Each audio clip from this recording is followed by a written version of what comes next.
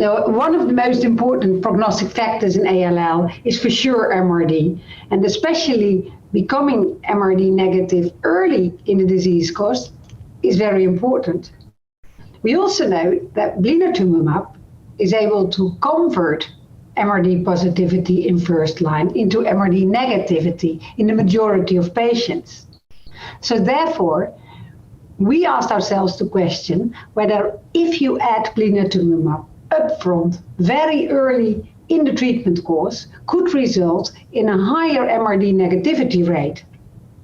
And we incorporated blinatumomab, therefore, already in the prephase for 2 weeks. Another course added to the standard backbone after the first consolidation course. And the last blinatumomab, the third blinatumomab course, right before maintenance or stem cell transplantation. The primary endpoint was MRD negativity rate after the blinatumomab first consolidation, so after the early consolidation period.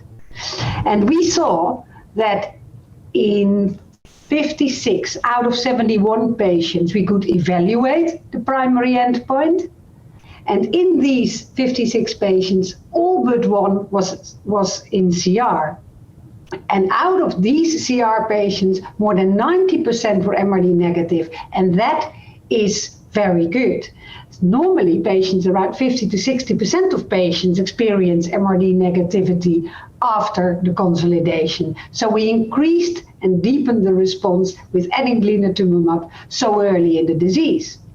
However, you might have noticed that 15 patients could not be evaluated. Why was that? Well, basically that was partly due to refractory disease, which is common in adult ALL, and partly due to toxicity. And toxicity is something to discuss. Why? Because by adding blinatumomab to chemotherapy, you might increase toxicities, which we probably did, but moreover, we included patients up to 70 years and treated them very intensively. So I think that especially patients above 60 years of age had the highest toxicity rate related to the higher doses chemotherapy. Another thing I'd like to stress is the fact that already after blinatumomab in prephase, so we started the prephase with steroids, added blinatumomab for 2 weeks, and after that the chemotherapy course started.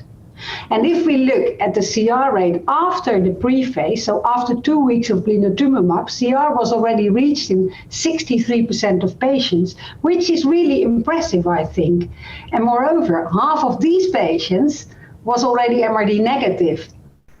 Well, the last question I think we need to answer is whether the higher MRD negativity rate, so the deepening of the response, also results in a better outcome. The follow-up is not so long, 17.5 months.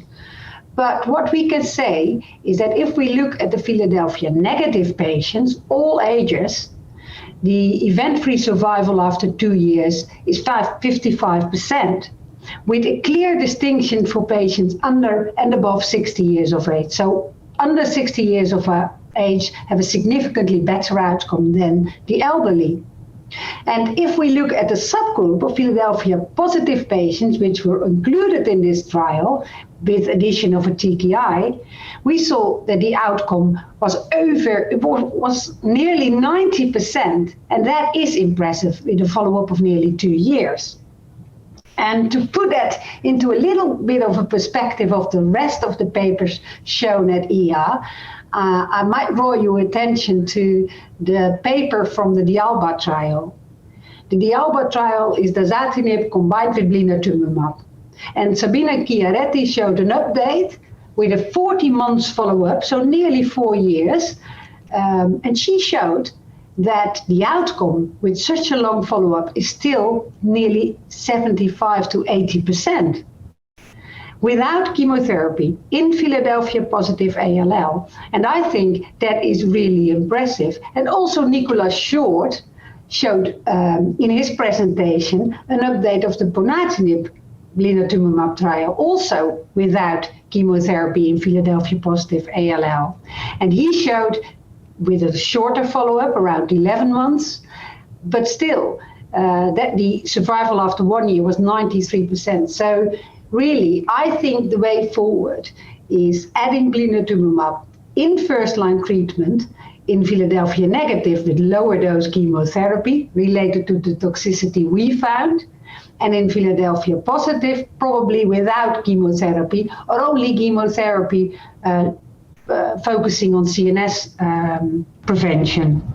And that, I think, is the way to prevent stem cell transplantation in adult patients.